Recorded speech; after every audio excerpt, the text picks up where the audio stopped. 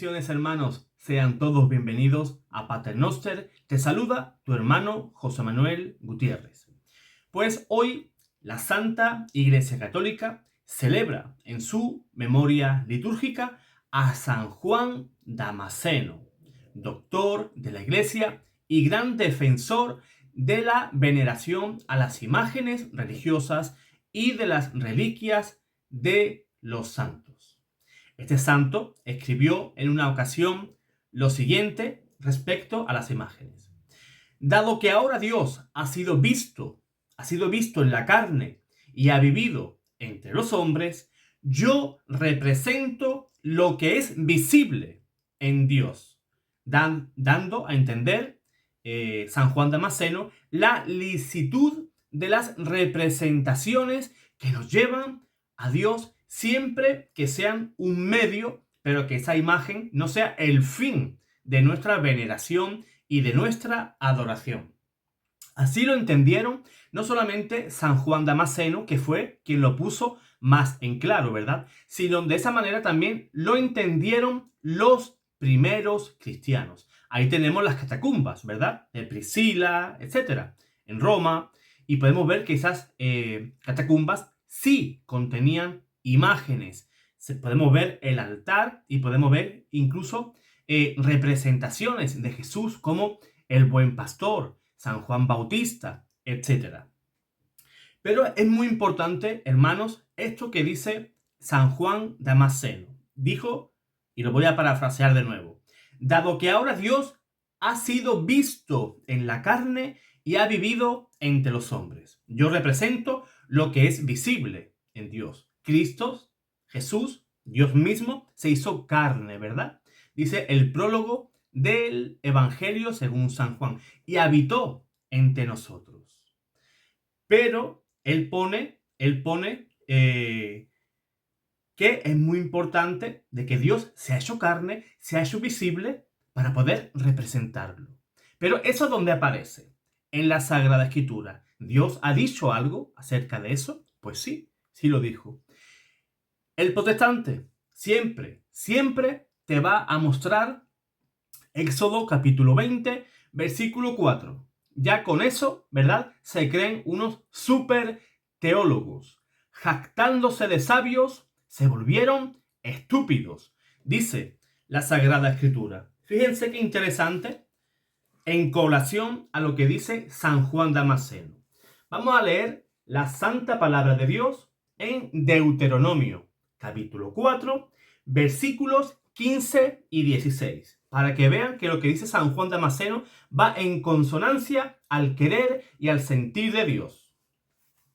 Dice la Santa Palabra de Dios: y puesto que no visteis figura alguna el día en que Yahvé os habló en el Horeb, en medio del fuego, tened cuidado de no pervertiros haciéndoos esculturas de cualquier figura, sea masculina o femenina. Fíjense el versículo 15. Puesto que no visteis figura alguna el día en que Yahvé os habló en el Horeb en medio del fuego. O sea, ¿qué está diciendo Dios? No me podéis representar de ninguna manera, ni como un animal, ni como un hombre, ni como mujer, como nada. No me podéis representar porque no me habéis visto. Eso es lo que quiere decir Dios. Ahora mi pregunta, ¿el ojo humano vio a Dios? Aquel que caminaba por Jerusalén, Cristo Jesús, ¿era Dios o no era Dios? ¿Lo vio el ojo humano? Sí. Esos primeros cristianos que venían del judaísmo conocían la Sagrada Escritura. Y esa prohibición, después de que Jesús inaugurara otra economía, la economía de la salvación, Dios se hizo carne, habitó entre nosotros, se hizo visible a los ojos del hombre. O sea, esa prohibición de no representar a Dios queda abolida. Y aparece en la Sagrada Escritura. Así lo entendieron los primeros cristianos. haciendo representaciones, pinturas, esculturas. Y así queda reflejado desde los inicios de la iglesia hasta el día de hoy. Fíjense, ese gran heresíaca Martín Lutero decía que las sagradas imágenes eran el evangelio de aquellos que no sabían leer. Fíjense, porque hasta la invención de la imprenta, ¿quién tenía una Biblia en su casa? ¿Quién tenía una Biblia en su casa? Absolutamente nadie. Existían copias, pergaminos en los monasterios, en la iglesia, y se guardaba, se custodiaba como un verdadero tesoro, porque eran copias que hacían los monjes manualmente. Y tardaban muchísimo tiempo en que un monje pues hiciera las diferentes copias. No había la facilidad que hay hoy. Por eso es muy importante entender el papel de las imágenes sagradas. La Iglesia, por casi 15 siglos, también evangelizaba a través de las imágenes. Yo he visto a mucha gente llorar viendo la película La Pasión de Cristo. ¿Por qué? Porque esas imágenes evocan una realidad. Pero yo nunca he visto llorar a alguien leer el pasaje, por ejemplo, de la Pasión de Cristo. Sí, nos puede emocionar, nos puede traer emociones. Pero, como dice el dicho, más vale una imagen que 1000 palabras. He visto personas que lloran viendo la Pasión de Cristo. Pero, aún así, no las he visto leyendo la Sagrada Escritura. Que no quiere decir que no te emocione. A mí me emociona. Me emociona y me puede llegar a hacer llorar. Pero tiene más impacto una imagen. Y más en esos tiempos que no existían Biblias. Fíjense, esas catedrales góticas, todas esas catedrales antiguas de la iglesia, todas llenas de imágenes, por dentro y por fuera incluso. ¿Por qué? Porque la gente, al ver un Cristo crucificado, eso era una completa catequesis. El Dios del universo cumpliendo en la cruz ese plan trazado por Dios Padre desde el comienzo de la historia. Pues bien, siguiendo con San Juan Damasceno, San Juan Damasceno nació en la ciudad de Damasco, de ahí que se le denomine Damasceno, capital de Siria, y vivió allí en el siglo IV, en el siglo VII, no en el siglo IV, y vivió hasta mediados del siglo VIII. Creció en el seno de una familia cristiana muy poderosa. Sin embargo, se encontraba siempre insatisfecho con la vida de su entorno, en la vida política. Ingresó en el monasterio de San Sabas, cerca de Jerusalén, y fue ordenado sacerdote y supo combinar el estilo de vida monacal con oración, vida ascética, con una profunda reflexión teológica y trabajo pastoral, aportando muchísimo a la Iglesia en cuanto al desarrollo teológico y doctrinal. Pero hubo un tiempo muy difícil para la Iglesia cuando el emperador de Constantinopla, León III, el Isaurio, cuando éste subió al poder, prohibió el culto, la veneración a las imágenes sagradas, la cual de tal determinación provenía los denominados iconoclastas, quienes acusaban a los católicos, como hoy en día los protestantes, de idolatría y tenían gran influencia sobre el emperador. ¿Qué nos dicen hoy? ¿Qué nos dicen hoy los protestantes? Que cada imagen, cada estatua o cada pintura, el católico cree que eso es Dios mismo, ¿verdad? Ese trozo de escayola, ese trozo de yeso, de madera, de cartón, de lo que sea, el católico piensa que eso es Dios mismo, aquel que hizo el cielo, la tierra, el universo completo, ¿verdad? Y todo lo que contiene en él. O sea, nos tienen como completos ignorantes, pero resulta que el ignorante, pues, son ellos, ¿verdad? Que no entienden para nada lo que enseña la Iglesia sobre el culto a las imágenes. Los iconoclastas eran herejes, fueron declarados herejes en el segundo concilio de Nicea. Y estos sostenían contra la verdadera doctrina cristiana que el uso de imágenes pues equivale a superstición y que por lo tanto pues ellos estaban obligados a destruirla, ¿verdad? Porque ellos pensaban que de esa manera pues hacían un bien a los cristianos. Para conseguir ese propósito pues organizaron diferentes grupos para sacar esas imágenes de los templos y quemarlas, así como perseguir a quienes la veneran. Los protestantes, ¿qué hacen? Podéis ver pastores evangélicos como este señor, Hugo Albornoz, ¿verdad? Que cogió en una ocasión una imagen de María y comenzó a golpearla, a martillear diferentes imágenes de santos, de María, para que ustedes vean el nivel de ignorancia de estas personas.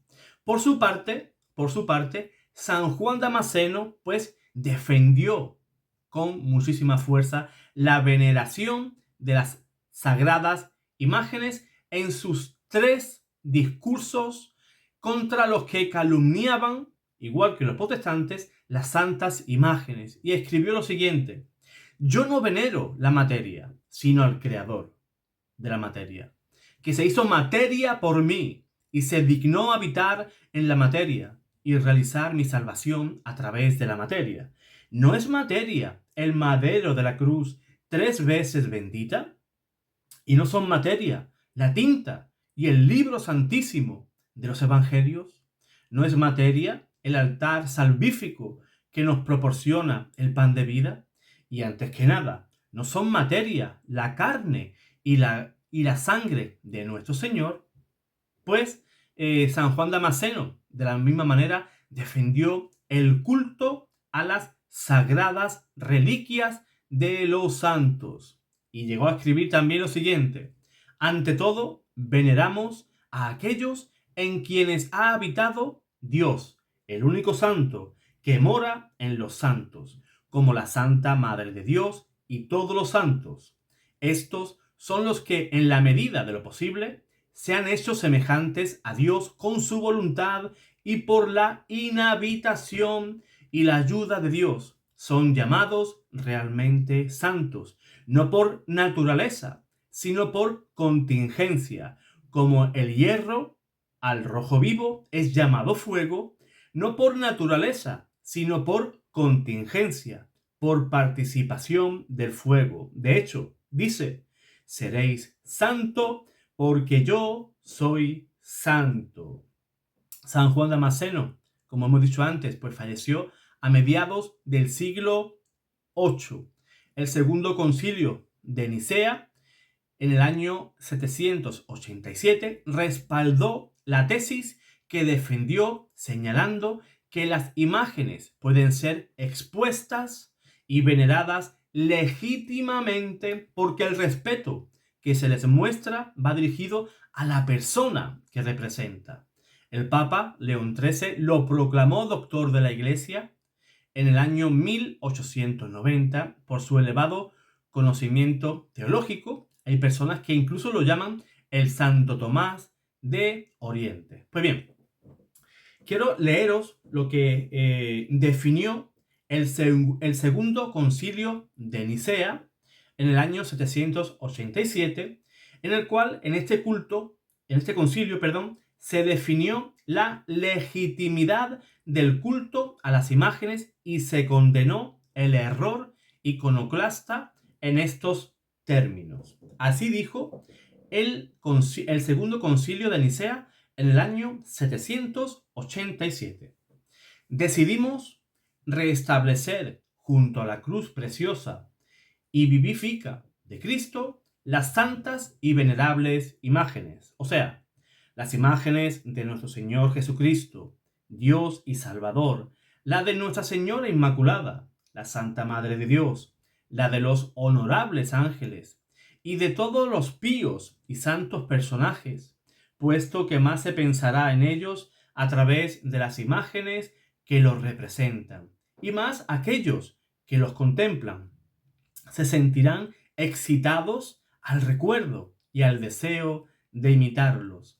Decidimos rendirle un homenaje y adoración de honor, no ese culto de la tría que proviene y que compete solo a Dios, sino de honor, ese honor y veneración que se presta a la cruz preciosa, a los santos evangelios y a los objetos sagrados. Decidimos también encenderles incienso en su honor y encenderles velas, como era la costumbre entre los antiguos cristianos, puesto que el honor rendido a la imagen se traspasa al prototipo que representa, y el que venera la imagen, venera la persona que la imagen representa.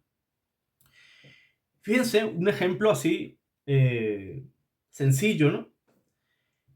Usando la misma lógica que usan los protestantes. Yo, por ejemplo, en mi cartera o en mi billetera, como queréis llamarle, yo tengo una imagen de mi abuela.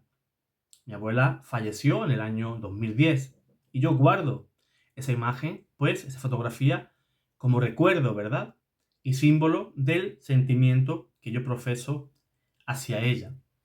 Si alguien me ve besando esa fotografía, va a pensar que mi abuela es un trozo de papel fotográfico, ¿verdad que no? Pues de la misma manera, si alguien besa la imagen de un Cristo, de una Virgen, de un santo, no es que quiera besar esa madera o que piense que esa madera es la persona, sino son esos recuerdos que evoca ese santo, la imagen de María, la de Cristo, la que te anima a besar esa imagen porque ese recuerdo te evoca a Dios, al amor que le tienes a Dios. Pero es que yo no tengo que imitar a ningún santo. Yo solamente imito a Dios, ¿verdad? Pues os voy a leer en Primera de Corintios, capítulo 11, ¿verdad? Porque aquellos que dicen que no, que ellos no tienen modelos a los santos, a María, que eso a ellos no les vale, ellos solo quieren seguir el ejemplo de Cristo. Pues fíjense qué interesante lo que dice Primera de Corintios, capítulo 11, versículo 1. Sed mis imitadores como yo lo soy de Cristo. O sea, la palabra de Dios nos anima a tener, por ejemplo, a Pablo como ejemplo.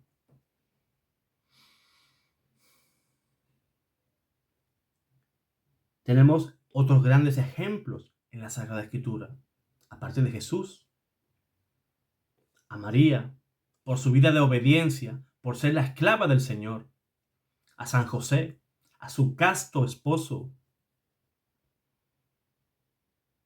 y diferentes personajes de la Biblia, ¿verdad? Que amaron a Dios y que los podemos tomar para imitar sus virtudes. Eso es lo que nos dice la Sagrada Escritura en 1 Corintios capítulo 11, versículo 1. Sed mis imitadores como yo lo soy de Cristo. ¿En qué podemos imitar a Pablo? Pues a ser un celoso de la iglesia, amar a la iglesia, tratar de llevar la palabra de Dios a todos los rincones del mundo.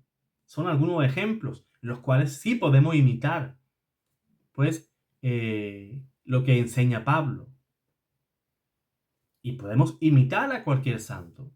Yo, por ejemplo, Padre Pío de Pietrelcina es uno de los santos a los que yo tengo mayor devoción. Y yo con eso no cometo ningún acto de idolatría. Me fijo en él porque él fue una persona tremendamente cercana a Dios, una persona celosa por las almas. ¿Y por qué no voy a imitar yo esas cualidades de Padre Pío? Padre Pío, que se preocupaba por los enfermos, por los niños, por los pecadores, a los que eran sus preferidos, los atraía a Dios a través del sacramento de la penitencia. ¿Por qué no vamos a imitar eso? A su espíritu de oración, de entrega. Pues seamos imitadores también de los santos y de María, siempre Virgen. Dios te guarde, Dios te bendiga.